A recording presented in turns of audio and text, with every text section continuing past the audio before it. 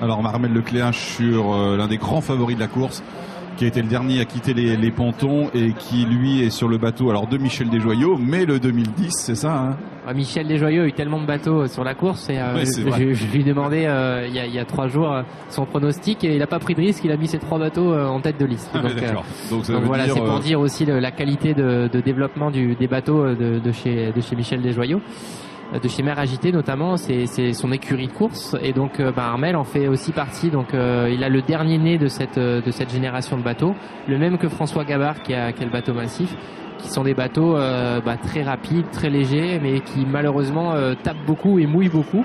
Donc c'est un petit peu le prix à payer pour la performance. C'est un des marins les plus joués de cette génération, Armel Lecléache, clairement. Effectivement, je parlais de ces différences entre marins tout à l'heure et Armel ferait vraiment comme Jérémy un petit peu partie des gens qui vont pour la gagne et pour rien d'autre. Ouais. L'aventure, c'est un petit peu accessoire chez eux. Ouais. Et forcément, ils la vivront aussi, mais c'est des gens qui se laisseront pas marcher dessus et que je pense que s'ils se retrouvent dans des positions pas forcément évidentes, ils attaqueront jusqu'à reprendre la tête de course. Jean-Louis. Oui, c'est quelqu'un qui lâche rien. Hein. Son surnom à la Figaro, c'était le Chacal. Le Chacal.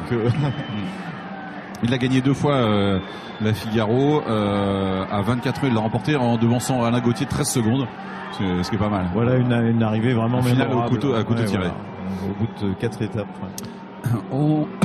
On est à bord d'Armel Lecléache. Oh là, c'est le chat qui arrive. Banque Populaire toujours, qui va en terminer dans un instant avec le Chenal à bord de son bateau. Pas mal de bouquins, dont un d'ailleurs qu'il avait emmené il y a 4 ans, qui est la trilogie du Seigneur des Anneaux. Il l'avait lu, il avait eu le temps de la lire. Il l'a ramené à nouveau à bord de son bateau. C'est un grand fan en tout cas de la série et de la Guerre des Étoiles aussi. Et ouais, du coup, pour revenir sur Armel, là, je suis surpris d'une chose, c'est que, comme je disais tout à l'heure, c'est quelqu'un qui va vraiment pour la course et qui s'était finalement optimisé la préparation au départ pour vraiment être concentré et entièrement consacré à l'épreuve, et il avait décidé de dire au revoir à sa famille et à sa femme à l'hôtel, et en fait je me rends compte qu'elle est sur le bateau a priori. Il vient de serrer quelqu'un dans ses bras, donc j'imagine que c'est elle. Et voilà. Et puis juste pour rebondir aussi sur quelque chose d'autre, on a vu tout à l'heure Christopher Pratt qui est voilà, le skipper remplaçant, ce qui est la personne avec laquelle Armel a fait toutes les courses en double. Qui est un très très bon marin, l'ancien skipper de DCNS notamment, qui est maintenant le bateau qu'il utilisait pour le film justement du tournage. Et en fait, Christopher Pratt avait tenu le rôle de remplaçant là sur cette course. Donc si jamais Armel avait été malade, blessé ou peu importe, Christopher était finalement sur le départ, était prêt à s'engager dans la course. C'est incroyable, il y a très peu d'équipes qui le font, 3-4 équipes qui avaient prévu ça. Ouais. Mais évidemment, quand on a des projets à de tels niveaux financiers, en tout cas que celui de Banque Populaire, il est bien normal évidemment qu'on prévoit quelqu'un derrière.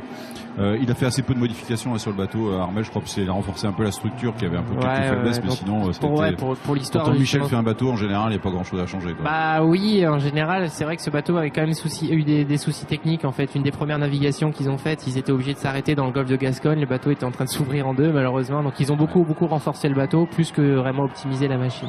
Il a vraiment été choisi par son sponsor, parce que quand Banque Populaire a cherché un sponsor pour le Vendée Globe, ils sont allés chercher Armel, sachant que c'était sans doute un des tout meilleurs. C'est vrai que Dauphin il y a 4 ans de Michel Desjoyaux, c'était pas une surprise, qu'on savait qu'il était très bon.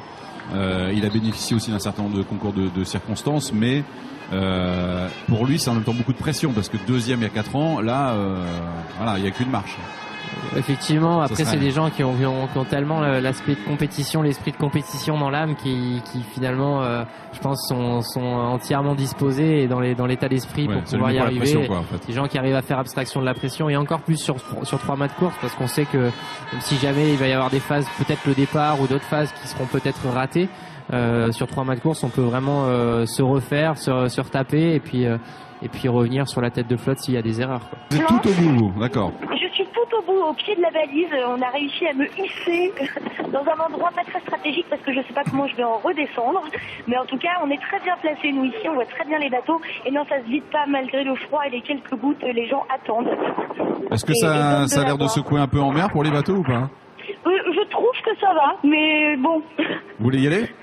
Non, pas du tout. Voilà, de loin, bien à terre, je trouve que ça va. Ça secoue un petit peu, mais moins qu'il y a 4 ans, j'ai l'impression. Bon, en tout cas, c'est toujours noir de monde. On l'a vu là sur l'image. Merci beaucoup, Alix, pour cette ambiance sur le ponton. Merci beaucoup. Et amusez-vous bien. Hein. Et merci, vous aussi.